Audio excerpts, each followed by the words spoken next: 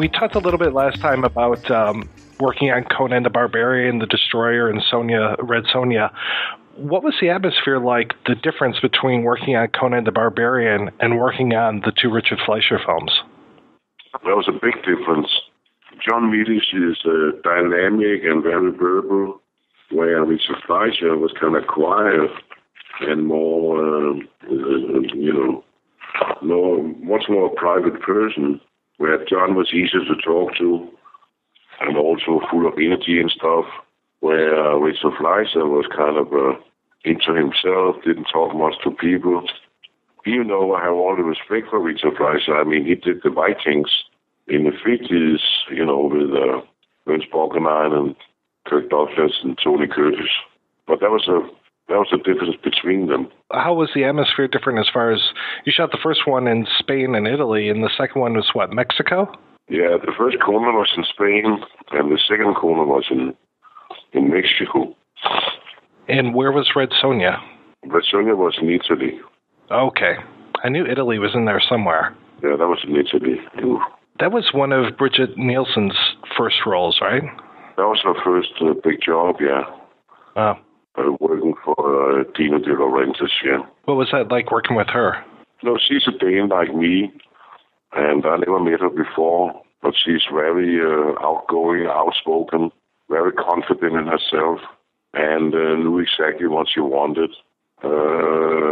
She acted very professional, was always on time and always prepared, but at the same time a lot of fun. She made everybody laugh, including me and Arnold, and we became like, Boy Scouts or Scout girls or something. We had fun. We really had a lot of fun. The cast of Conan the Destroyer, it's such a weird mix with Wilt-Chamberlain and Grace Jones. Yeah, Grace Jones. Grace Jones is an old friend. She's very professional also. She did a big job. Wilt-Chamberlain, he was a little hard to work with in a sense. He had his own opinion, and unfortunately, when the movie was supposed to be finished, he didn't do his own voice to pick somebody else because he didn't want to do that. So the voice you hear in the second Conan is not Will's voice; that's somebody else. Do you know why they chose to dub Jerry Lopez's voice in the first movie? Yeah, he's a close friend of John. John was a well-known surfer, and he hanged with Jerry Lewis in those days. So he was the choice for that part, based on John's friendship with Jerry. I wanted to jump ahead a little bit, and I wanted to ask you about The Running Man, if I could.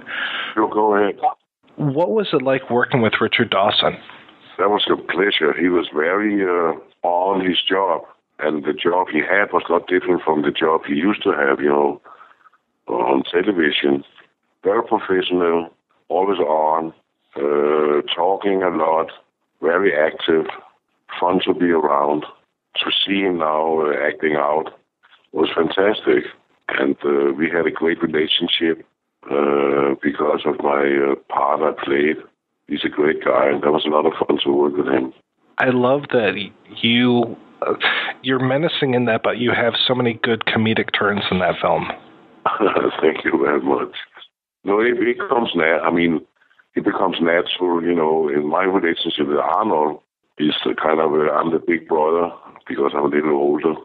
So Arnold listens a lot to me, training-wise. And also I taught him some martial art and stuff. And I'm a practical joker. And he tried to be a practical joker, but we had a lot of fun. He's great to work with. He's the best. When people on the set of any movie he works in have a birthday, he's the one that gives a speech for the guy. There's maybe a makeup person or a special effects guy, and there's a birthday cake and birthday gift. That's why people like to work with Arnold, because he is really a team player. He makes everybody feeling good. He have a comment for everybody. He talks to everybody. He doesn't hide in his trailer. He's very open to talk to people. That's why he still does movies, because people like to work with him. Very often in movies, if a star have a bad reputation, the crew doesn't want to work with him. So the stardom fades very fast. I've seen that with many actors, action actors, that doesn't understand that it's a teamwork to do a movie. Everybody's important. T-E-A-M, team. You worked with Jesse Ventura on The Predator and Running Man, and then most famously in Abraxas. What was it like to work with him? Yeah, Jesse is fantastic, but also peculiar in a certain sense. I remember I walked by his trailer one day on Abraxas, and he was standing in front of the mirror with his long coat, and he was talking to himself like, I'm Jesse Bond. So he's a fun guy. I remember we had a scene where we all got wet. We had to run through some streams, and after every take, he insisted on getting on dry socks. And that drove Damien Lee, the director, up the wall. He said, I don't understand. What's wrong with Jesse? He insisted having dry socks on between every takes, and it kills me. It kills the movie. It kills the budget. You don't have time for that. But he's a fun kid. You really played such a great villain in Abraxas. What was that movie like to shoot? First of all, Danish company, Rose and Ruby, in those days had a certain reputation. They called them rob and run. That's not a good reputation to have in the movie business. So when you want to hire me for that job, which was supposed to be shot in Canada, I had all my money being put in my bank account before I went to Canada to be sure that there was no problem with getting my money, and telling him that I want the flat rate, put in my bank account, and then he can use me 24/7. And he sure did.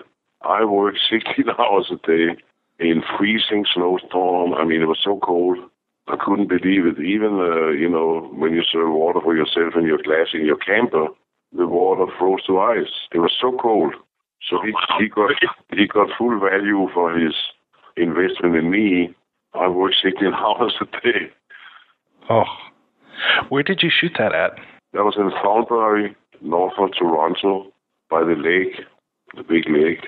Oh, wow. Yeah, that must have been freezing. Oh, it was cold. But I had the pleasure of dating Grace Jones in those days. So she was visiting me quite often, and she had a lot of furs. So I was always wearing one of her furs between takes. And she was nursing me, coming home with milk and honey and fireplace. And I was cold for 4 weeks. Yeah. Speaking of snow and being cold, that scene of you and Arnold fighting in red heat in the snow, and you're practically naked, what the heck was that like? First of all, the sauna scene was shot in Hungary. And then when we fall out the window, because there's no snow in Hungary, we had to go to Schladming in Austria, where Arnold knew the mayor of that town. So that whole outdoor scene in the snow was shot in Austria, in Schladming. And Benny Dobbins, the stunt coordinator, he was actually out there in the snow prepping for us, not to freeze too much, putting plywood under the snow we could walk on and stuff. And he actually died based on that. He got a stroke, and then the movie was shut down for one day. Everybody cried. Me and Arla was walking, and I was crying. Arla was crying. So when you see the movie, it's dedicated to Benny Dobbins. He's a very famous stunt coordinator. But at the same time, we had fun in Austria because we had time to do a lot of skiing, and was celebrated by the mayor, with a free gift skiing outfit and skis and stuff. But Benny Dobbins died there, unfortunately. That's terrible. Yeah, I guess that's a part of life. Yesterday, a young man, a young boy. Today, a man. Tomorrow, a corpse in a coffin, in a gravesite forgotten. That's our life. Yeah. We better enjoy the moment. Yesterday's history, today's a gift, and tomorrow's a mystery. We all gonna die one day, even though we don't think we are. So that sometimes when that happens, it's a reality check, to really appreciate that you're alive. What was it like working with John McTiernan on The Last Action Hero? John McTiernan, I worked with John 3 times. The first time was Predator, and then later on I got a phone call from John.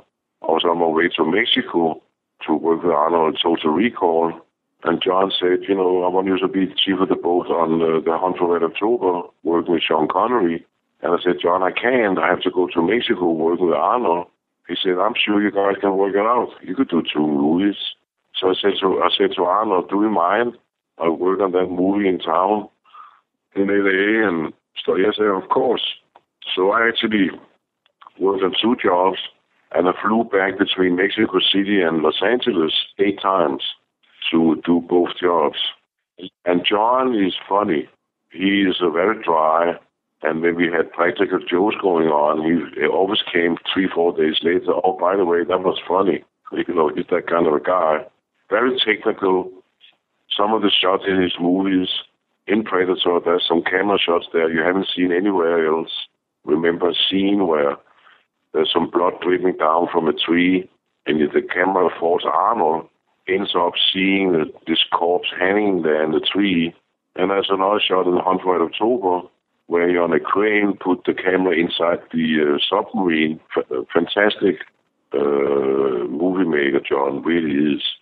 Also, I remember from the Hunt for Red October, working with John, that we were about 30 Russians there on the set, extras and actors.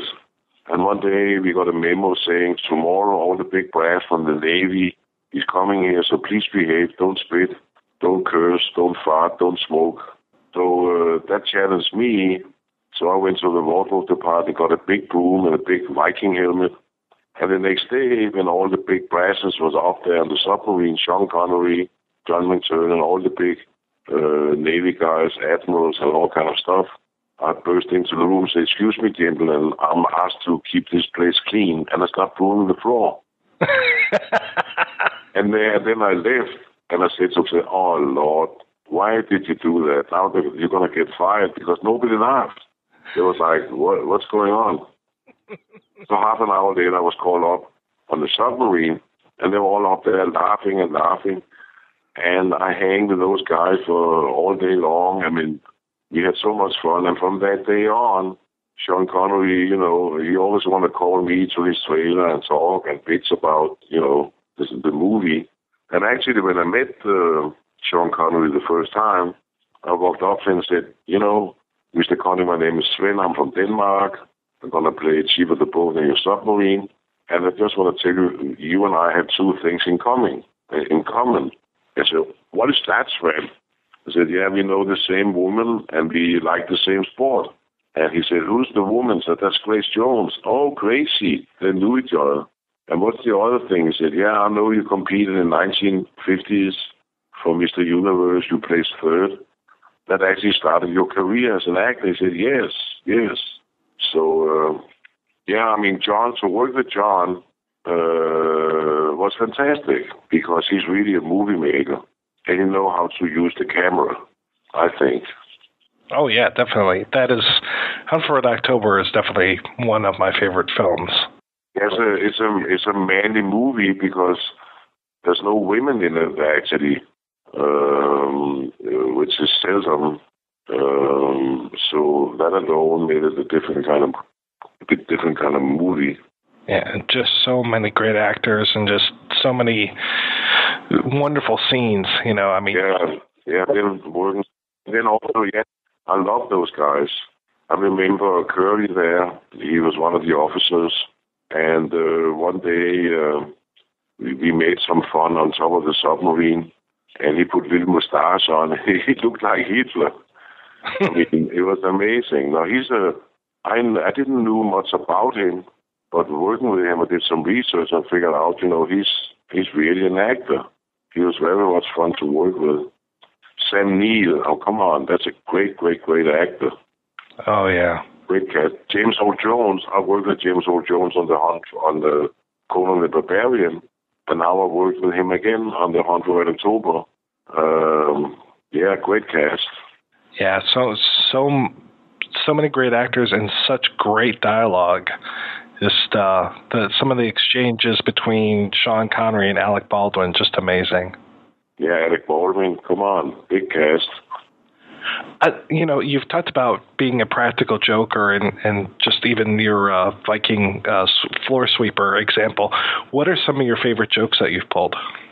Oh, I mean, that's, I don't know. One joke was when we did Conan the Barbarian, Arnold had an Austrian driver, and every morning when we went to work, I was in the car with Arnold and Eric, a Danish friend of mine, a Danish actor, who actually in Conan the Barbarian are playing 17 different parts. Oh, wow. Yeah, Eric. Anyhow, so this driver, to please Arnold, he played Austrian music, Oompa, Oompa, Oompa, every morning, and every night it drove me and Eric crazy. Even though Arnold, he liked it, I didn't like that music. So Arnold had this thing that he took a lot of pictures, and then he gave the driver his roles so he could develop the pictures, and then Arnold looked through every picture to be sure that, the pictures were good. So one day Arnold in the car says to the driver, "Where's the pictures from last week?" And the driver said, "Yeah, we have a problem, Senor Arnold." So what is that? Yeah, I don't know. I mean, the guy who developed the pictures, he was talking about calling the police because there were some obscene pictures on the roll. I said, "What is that?" And then Arnold saw the pictures, and then I had meanwhile taken Arnold's camera and asked Eric to come outside and pull his pants down. And I took 36 pictures of his bare butt. And then, unfortunately, on one of the pictures, you could see Eric's belt buckle. So I, of course, realized it was me behind it. I said, "Sven, you did it again. I'm gonna get you. You're not gonna get me." I said, "I'm too smart for you." Another situation was in Conan the Barbarian. We had there were 30 stuntmen, 10 from Spain, 10 from America, and 10 from Denmark. Where John had asked me earlier to bring down 10 monsters from Denmark, which I did. Before that, I made a photo session to send down to John, and when we arrived there, we were called the Animals. So there was not a competition between the American stuntmen, the Spanish stuntmen, and the Danish stuntmen. So now Arnold says he hang with the Danish stunt guys because he's European from Austria. Guys, next week there's a guy coming down from Penthouse who want to do a special article on me. Could you please, for that week, behave and not be so rowdy? I said, of course. So now for a whole week, we were hanging with this guy, going out at night, chasing wine and food and women. And he became one of the buddies. And he was actually a nice guy. So now I say, he's to Arnold, so the guy's leaving tomorrow. Could we have a little fun with him before he leaves? I said, of course. So then we had a party in Arnold's hotel room, which was in 3 levels. It was in Almerima. It was overlooking the golf course. It was a golf hotel.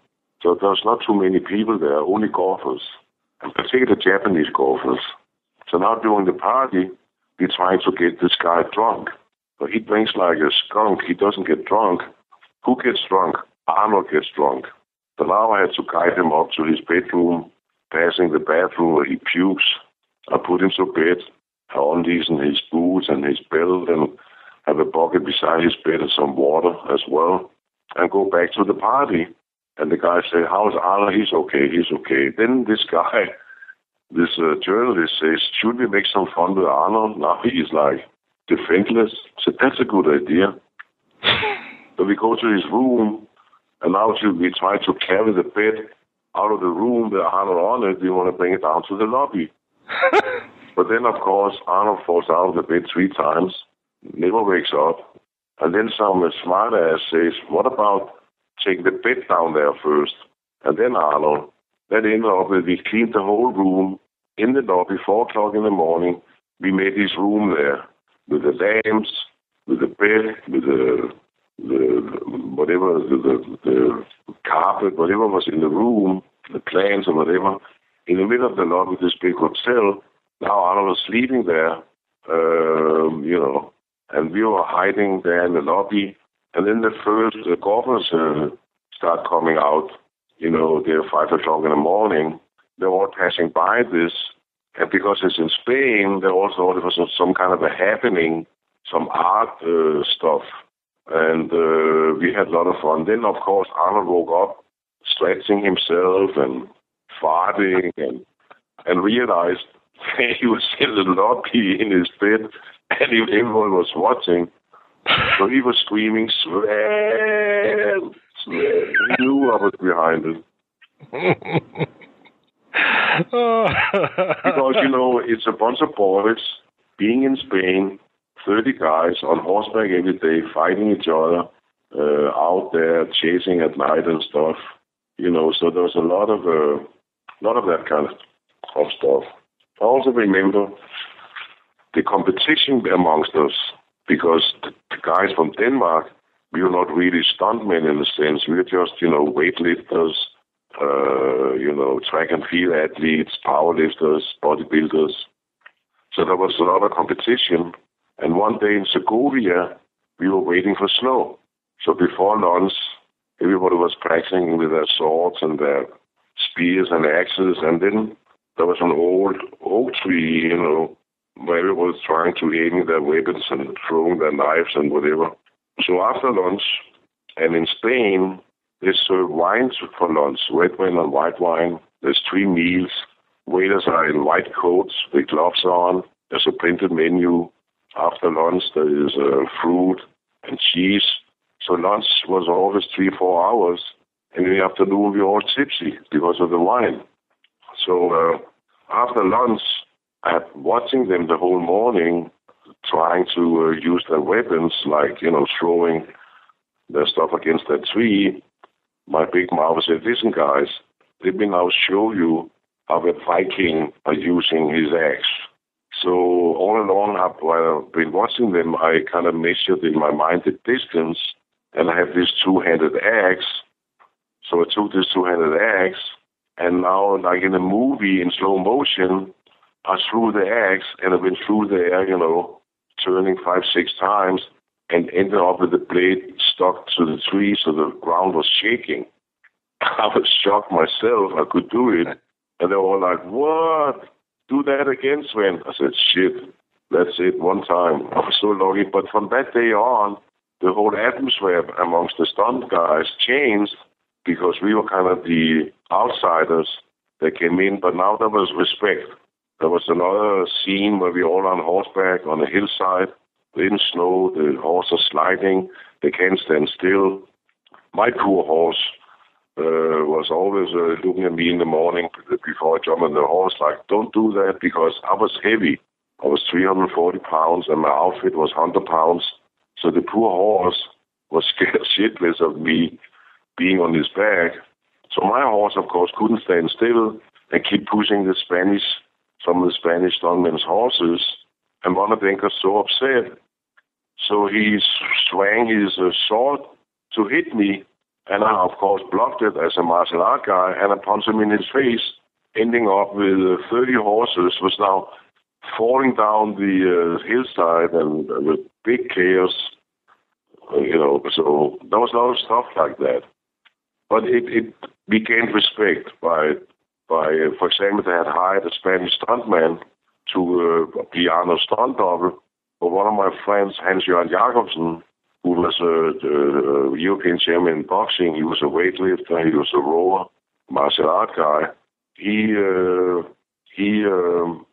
got the job as Arnold's stunt double instead of the Spanish guy. There's a scene where we are catching Arnold, and we're throwing at the fountain, and Truth to Doom is supposed to give a speech about the strength of the word against the sword.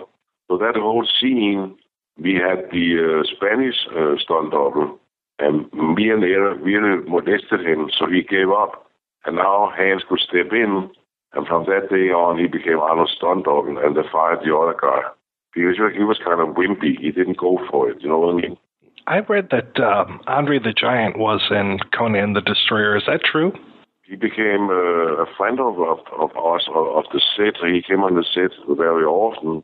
And I remember when he was supposed to arrive at the hotel, and Arnold sent his driver in his limo to pick up Andre the Giant in the airport, but he couldn't fit in the fucking limo.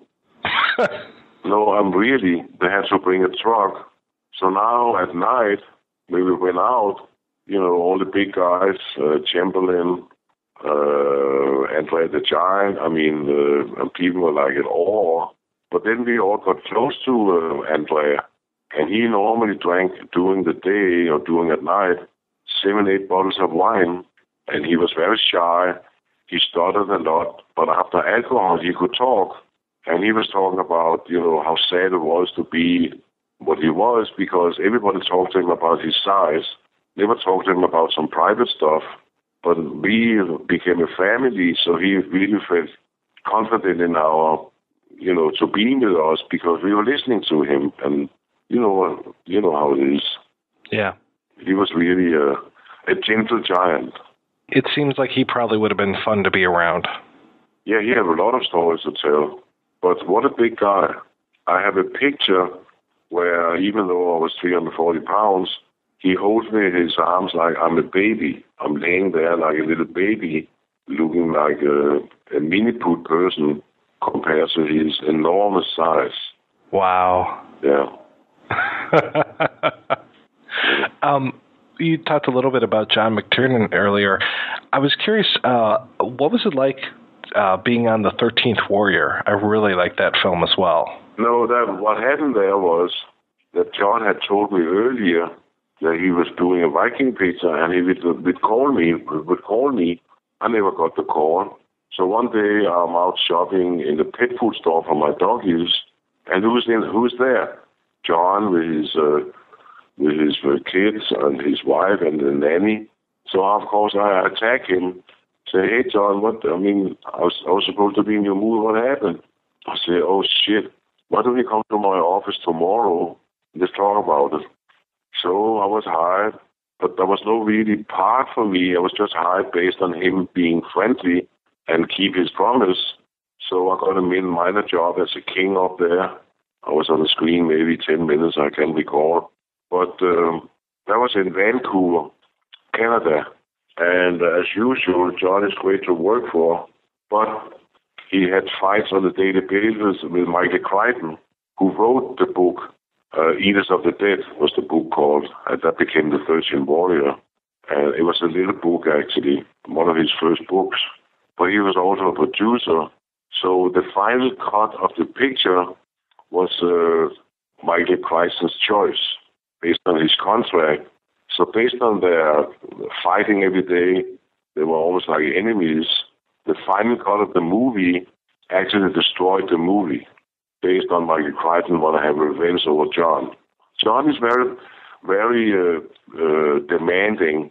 I remember when we did Predator, Joel Silver, the producer, who used to hire actors that was not so powerful, so he could kind of direct them as a producer, so he get the movie he likes to get, not the director's choice. So after 4 days on the set watching John McTiernan working, John stopped the job and he said to Joel, get the fuck off my set and don't ever come back. So John is John. Yeah, I've heard that there's the John McTiernan cut of The 13th Warrior, Eaters of the Dead. I have been looking for that forever because I'd love to see what the differences are, because I still like The 13th Warrior, but if there's a better version out there, I would love to see it. Yeah, John's movie would have been better, but it was not John's final decision. There's a lot of stuff going on behind the scenes, behind the camera, where people are fighting for position and all that stuff, which is very often sad for the product, for the art. And now it doesn't become art anymore, it becomes a business.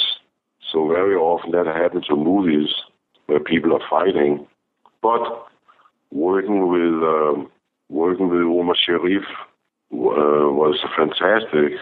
And later on I did a picture called Hidalgo with Viggo Mortensen, where I had a chance to talk to Omar Sharif a little bit. And I said to him, he was sitting in the chair waiting. I said, wait a minute, you're so handsome. I'm sure women are still chasing you. He said, Sven, I don't need to work, but I'm broke because I'm a gambler. I play bridge. I lost all my money. That's why I'm here. And Sven, and then he said, Sven, you're right. They still come knocking on my door, women. I want to say he used to actually write like a bridge column for a newspaper, like the New York Times or something. He was really into it. He was so into bridge. I think he was a gambler. Oh, wow. Big-time gambler, lost all his money. What? Can you tell me, what was it like working on Hard Target? Hard Target was, what's his name, the Chinese director? John Woo. Yeah. You know, he didn't really speak much English, so Billy Burton, the stunt coordinator, he was actually the guy who did the movie because he had to communicate what John wanted based on sign language and half English and stuff. So that was quite an experience. And then I remember Wilfred, who played that choppy guy who was Jean-Claude Van Damme's friend in the movie. Right. I forgot his name. Wilfred Brimley. Yeah, he was the guy who became famous for oatmeal commercials, I think. Mm-hmm. And he smoked cigars. So one day we were sitting there smoking a cigar. He said, I want to tell you a story about cigars. I said, okay, go ahead. He said, Rudyard Kipling, the author of The Jungle Book, he was an officer in the English army in India, and he gave a speech to his soldiers, I think he was a colonel, about tobacco during war. He's a soldier's best friend. And then in the end of the speech, he gave them a quote, remember soldiers, a woman is just a woman, but a cigar is a good smoke. Talk about cigars. When John Milius was directing The Wind and the Lion, he, as a senator, John Huston is playing a senator in the movie, if you have seen the movie, with Sean Connery, Candice Bergen. And John was also a director, John Huston, you know, and an actor as well. So John, who was a young director, was nervous to the next day direct John Huston. So he goes to his room at night, the night before they were supposed to shoot John Huston. And John is now laying on his knees, sorting out Cuban cigars on his bed. And John now to start a conversation, say, you know, Mr. Huston, you know, I never smoked a cigar, but I would like to. So which cigar should I smoke? And then John Huston said, young man, come over here and sit down. I want to tell you a story. I was a young man. I was in Paris. I was in my room. I was watching television of a horse race I put all my money on, and I had a girl between my legs. And when my horse won me a lot of money, I came in the girl's mouth and I took a puff of a Monte Cristo number 2. So, young man, I think you should smoke Monte Cristo number 2. So every time John got a little tipsy in Spain, we had him tell that story because John is the best storyteller in the world. Oh, that is great. That's a beautiful story, yeah. Is that what you still smoke today? John's, unfortunately, a couple of years ago, got a stroke, so he had a hard time to talk now. I was supposed to be in his movie Genghis Khan. I still have the screenplay here, but he can't really articulate himself, so he had a hard time. He survived, but he can't really talk, which is sad. That's got to be so tough for him because he's such a raconteur. He's such an entertainer. It's such a pleasure to be around John. I remember in Spain, we were sitting in his trailer, me, Arnold, and John is building model airplanes and playing with them like a little kid. And then the same director comes and say, hey, Mr. Milius, we're ready to shoot. And John turns around and says, so shoot the shit. I'm busy. Yeah. I was rewatching The Quick and the Dead the other day, and I was so glad to see you show up, but I was so sad that you are pretty much the first to go. Yeah, but, you know, it's a job. Yeah. Actually, when I was called in for an interview for the job, it was based on Sharon Stone and Sam Raimi, Sharon Stone was one of the producers also. So she knew me from before, from Total Recall, where Paul Verhoeven and Arnold was on her case because she was out of shape, and they asked me to get her in shape, teaching some martial art and losing some weight. So very often she cried at my shoulder because everybody was after her, calling her fat. So when I walked into the interview, it was just Sam Raimi and Sharon Stone sitting in the room. And as soon as I stepped in, they both stood up. They said, "Of course, it's your job." and then Sam Raimi said, "Yeah, and also you're the strongest man in the world, aren't you?" Say, "Yeah." So I got my job like that. So now I came to Arizona, and they put this big beard on me, hair by hair. It took 3 hours to put that beard on. It was terrible. I see one of the Gene Hackman's henchmen in long coats, with a Western hat on. He has such a face. I walk up to him and say, "I don't know who you are," I said, "but if you don't make $1 million until that face, there's something wrong with you." That was actually Sharon Stone's brother, and he was not hired by Sharon. He made his own way out there, or was now hired as an extra. So now, one day Gene Hackman says to Michael, "Tomorrow we're going to do this scene such and such, or what you should say such and such, and do such and such." And Michael said, "I can't do that because I'm an extra." He said, "What? But I'm Sharon, your sister?" "Yeah, but I paid my own way." And then Gene Hackman turned around and said, "Hey, Sam, come over here. Tomorrow, Michael's going to do such and such, say such and such. Please make him a SAG member and upgrade him to an actor." Wow. That was Gene Hackman. Gene Hackman is a man. The first day I was there, he came to my trailer and said, "I want to introduce myself. My name is Gene Hackman. I hear you're the world's strongest man. I'm a powerlifter myself." So he was a man, and also, every time there were scenes where he was not needed, he was behind the camera with the script, helping all the actors. He was also a guy who sometimes came with a black eye because he has been in a fist fight in a local bar in Arizona somewhere. He's a real man. And what he did for Michael, that's unheard of. It just shows good character.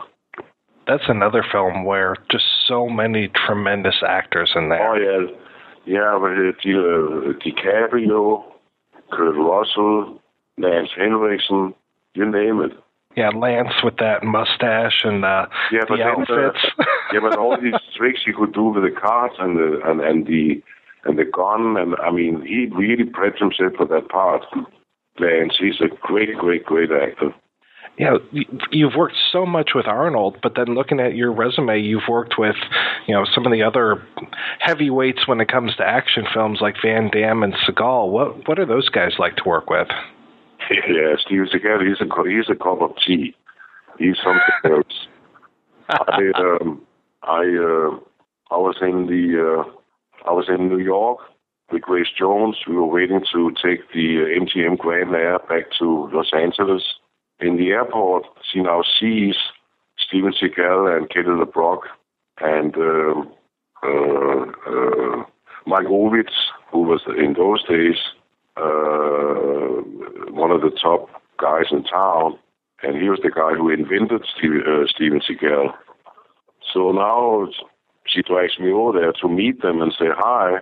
So when Steven shakes my hand, he puts my hands back, and it kind of hurts. And I say to Steven, that hurts. I never met him before. He's just trying to, be a tough guy. So when he continued, I pulled him to me, and with my foot, I threw his legs away, so he fell on his ass right there in the airport. And, of course, Grace was pissed at me because I did that. So now in the airplane, I can see where they're sitting. There's mirrors there, the kind of booths you're sitting in. So I take 2 silver forks, I twist them together, make a little bouquet of steel flowers, and I walk over there to say to Steven, "Can I give you a wife some flowers?" And he said, "Of course." And then I give her the flowers, I walk away, but then see in the mirror, he take them out of her hands and try to undo the forks, but he can't, of course. So now a week later, I'm sitting here at home, and there was no work. So I take my car, drive to Warner Brothers. I can't get in because you need a pass to get in. I parked my car outside one of the walls. I jumped on top of my Jeep, and I jumped the wall. And then I hit all the offices. And one office is Steven Seagal's office. And I walk in there. There's a lady in there, Marion Doherty, one of the big casting people here in town. I say, can I help you? She said, yeah, I hear that Steven is doing a movie called On Deadly Ground with Michael, with, what's his name? Was it Michael Caine in that? Yeah, Michael Caine. And there was a part in there called Otto. This is kind of Michael Caine's,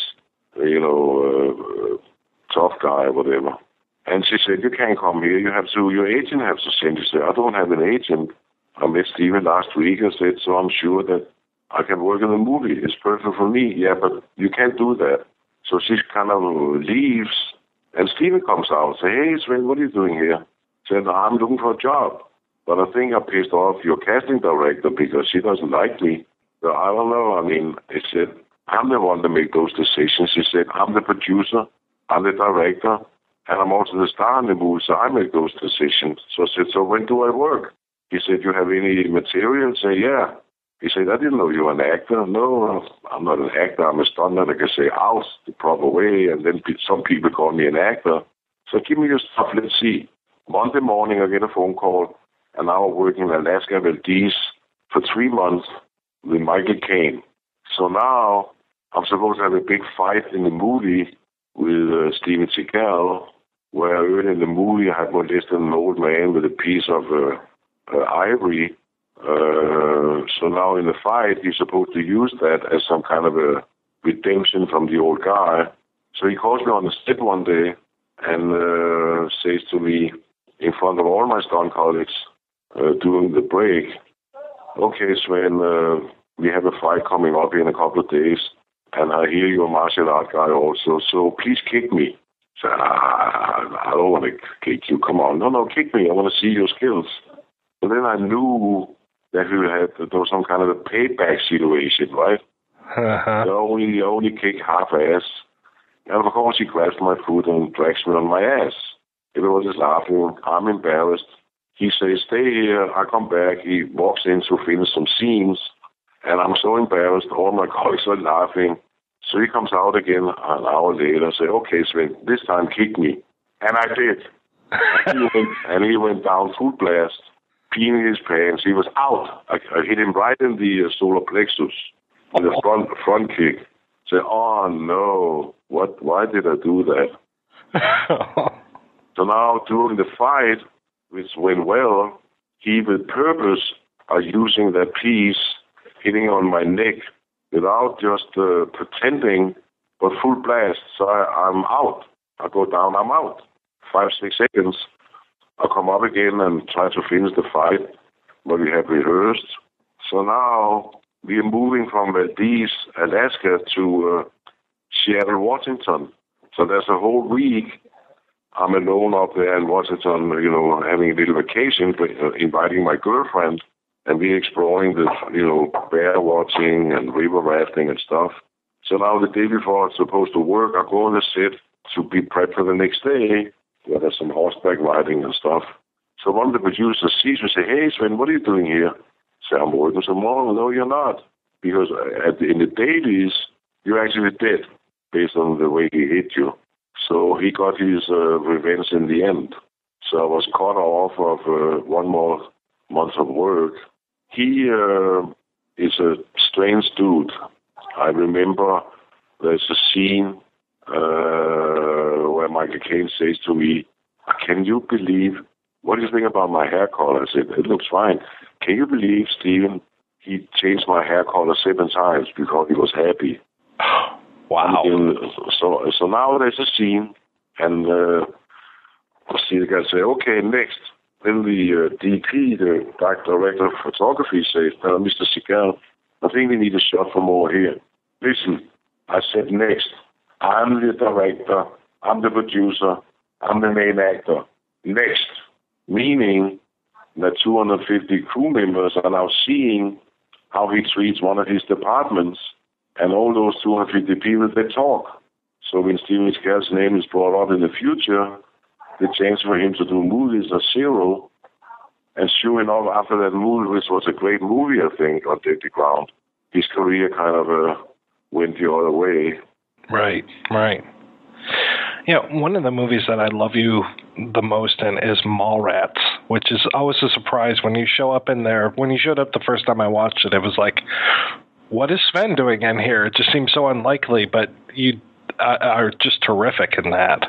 And so on Hard Target, we shot in New Orleans. One of the producers, James, was one of the producers, and he fell in love with me and Bob and Pizza, actor and a stunt colleague I have. So we hanged every night out, dancing and eating food and listening to music. It's a great fucking place, New Orleans. It's a beautiful place. And he talks about this movie we're going to do with, what's his name? Kevin Smith, the director. And he promised me and Bob a job. So now, 6 months later, I hear about the job is going on in Minnesota. Bob and Pizza is up there as a stunt coordinator. So I called Sam. I called James. I said, hey, what happened? Didn't you promise me and Bob a job? And of course, I'm sorry, but come to Minnesota, we're going to figure it out. So I came to Minnesota, and the job I played in that movie actually was Bob and Pizza's job. That was one of his deals. I'm a stunt coordinator, and I'll do that job. So he had to give that job to me. So only by me being on his case, I ended up having that job in the big mall of Minnesota. And also up there was so cold. I mean, we had to fight with the polar bears. It was so cold. Unbelievable cold. But that's the way I got that job. Which was worse, Abraxas or Mallrats as far as being cold? I think Abraxas, because I was more outdoors.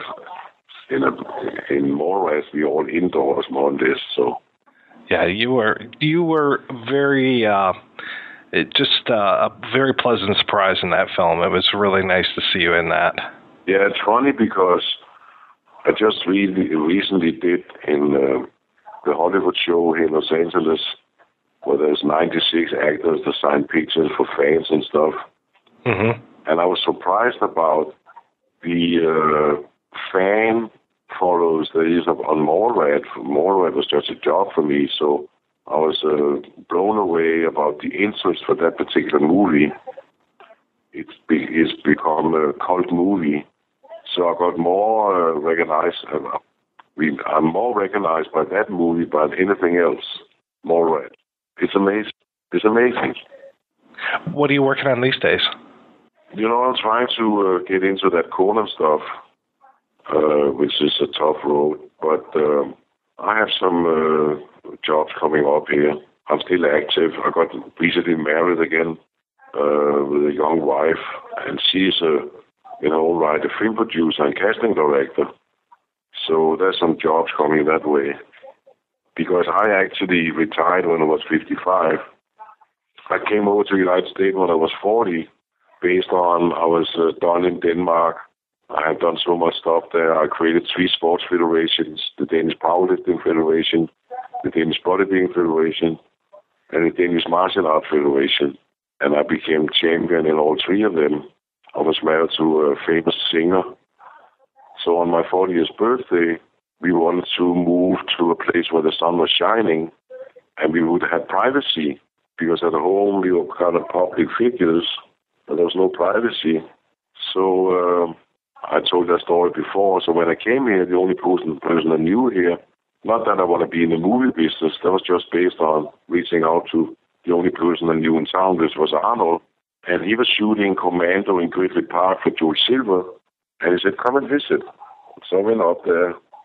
And 5 minutes after I'd been there, the George Silver, the producer, I was 340 pounds though, came to me and said, hey, I want you in my movie. I want to give you $20,000.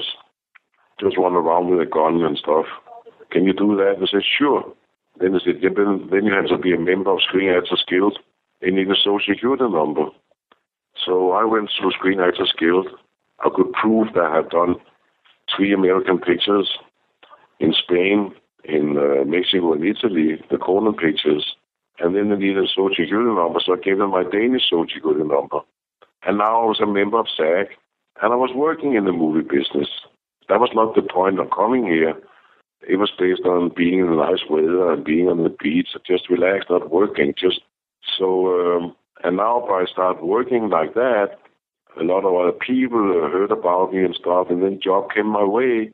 So when I wrote my little book here a few years ago called Strongman in Hollywood, or Viking in Hollywood, I realized I've done 130 pictures in 20 years.